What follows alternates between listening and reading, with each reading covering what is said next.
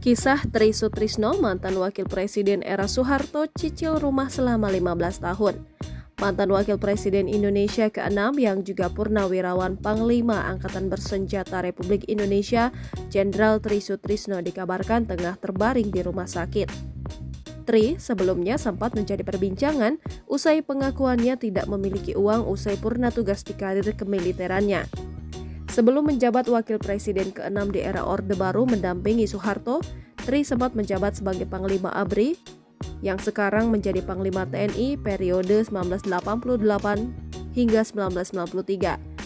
Tri menyebut jika rumah tersebut ialah rumah dinas yang pernah ia tempati saat menjabat sebagai Kepala Staf Angkatan Darat. Setelah tak lagi menjabat, ia kemudian ditawari untuk membeli rumah dinas tersebut agar bisa ditempati menjadi kediaman pribadi.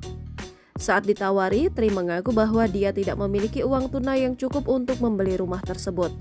Padahal pada saat itu ia termasuk orang terpandang jika melihat jabatannya di militer dan pemerintahan.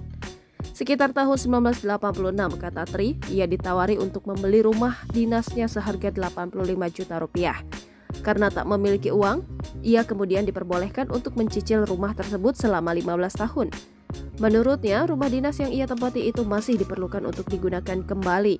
Ia mengaku enggan berpangku tangan, sementara dirinya melihat tak sedikit tentara di bawahnya masih banyak yang hidup kesusahan.